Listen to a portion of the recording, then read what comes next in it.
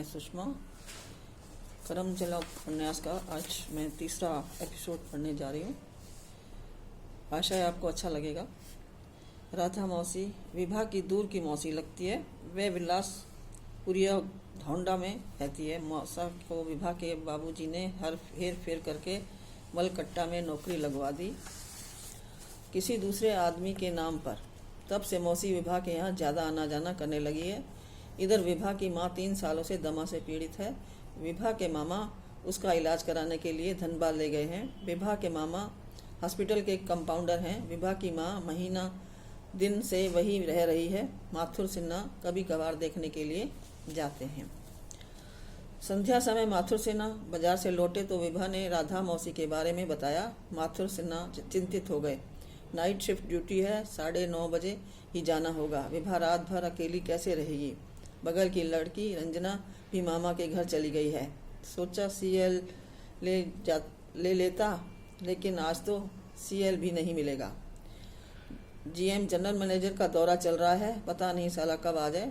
बड़ा अड़ियल है और किसी की कुछ सुनता नहीं। क्या करें, किसे कह रखें, या फिर विभा को राधा के पास भेज दे। लेकिन वहाँ जगह बहुत कम है, उस पर भी वहाँ मेहमान लोग ठुसे होंगे। कबाड़ा सा क्वार्टर भी है और बगल वालों से उतना पटता भी नहीं। साले सब गांव देहात के अनपढ़ गंवार हैं, लेबर मलकट्टा कैटेगरी के हैं। राधा भी अजीब वो निकली। सोचना चाहिए अकेली लड़की रात भर कैसे रहेगी। मतलब निकल गया तो पूछता कौन है। साली सप्ताह दिन में मिली भी कि नहीं, क्या बात है। माथुर सिन्हा अपने पूरे बदन में कसा व अकड़न महसूस करने लगे।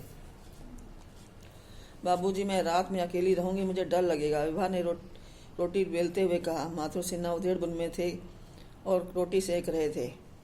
तुम्हारा दोस्त राघव आएगा, जाके पूछ आ तो, जल्दी आना। तब तक मैं रोटी बना लेता हूँ, साथ में टार्च ले लो, पता नहीं कब बिजली कट जाए।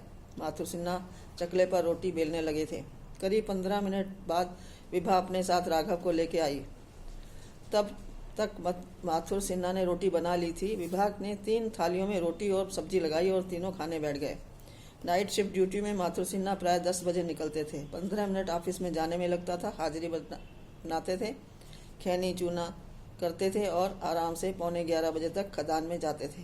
लेकिन आज वे आधा घंटा पहले निकल गए। पक्का 10 बजे अटेंडेंस बनाना होगा। पिछली बार 5 मिनट लेट हो गई थी।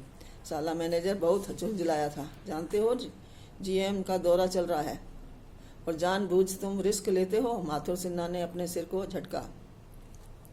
विभा को कुछ हिदायतें देते हुए माथुर सिन्हा ड्यूटी के लिए निकल पड़े। विभा ने बाबूजी के निर्देशानुसार सभी दरवाजों को ठीक से बंद कर लिया।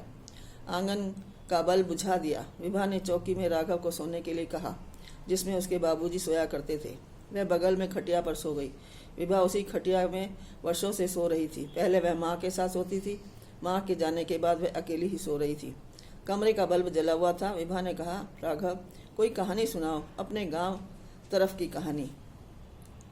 मुझे कहानी वहानी नहीं आती। राघव ने करवट ली और विभा की तरफ चेहरा कर लिया। कुछ तो सुनाओ न, कुछ तो जरूर आती होगी। विभा टुनकनाने लगी थी। अच्छा ठीक है, सुनाता हूँ एक सच्ची कहानी। राघव ने शुरू किया। जानती हो, मेरे गांव के निकट में एक छोटी सी नदी है। उसमें एक घाट है, उसका नाम है वियोगिनी घाट। उसकी एक कहानी है। राघव ने अपने सिर का तकिया ठीक किया और फिर कहना शुरू किया। मेरे गांव में एक बंगाली डॉक्टर आया था। उस डॉक्टर से गांव की एक लड़की प्यार करने लगी थी। राघव, प्यार? शब्द तो बोलते समय थोड़ा सकुचाया। विभा की आंखों में चमक आ गई। राघव ने सुनाना जारी रखा। डॉक्टर नदी के घाट पर नहाने जाता था। वहीं सुगिया किसी न किसी बहाने पहुंच जाती और घंटों तक सुगिया डॉक्टर के साथ समय बिताती। कई दिन बाद लोगों ने दोनों को पहाड़ी से निकलते देखा था। कुछ लोगों ने डॉक्टर को धमकाया। वह चुपके से गांव छोड़कर चला गया। सुगिया रोज नदी के किनारे आती और घंटों तक डॉक्टर का इंतजार करती। वह सिलसिला 6 महीने लगातार चला। डॉक्टर नहीं आया। सुगिया ने खाना पीना छोड़ दिया। कुछ लोगों ने उसे समझाने का प्रयास किया, लेकिन उसने कुछ नहीं समझा। वह किसी से कुछ बोलती ही नहीं थी और एक दिन उसी घाट पर सुगिया बैठे बैठे मर गई। कहानी खत्म। राघव हंसा। अब मुझे नींद आ रही है और मैं सोता हूँ। धन्यवाद।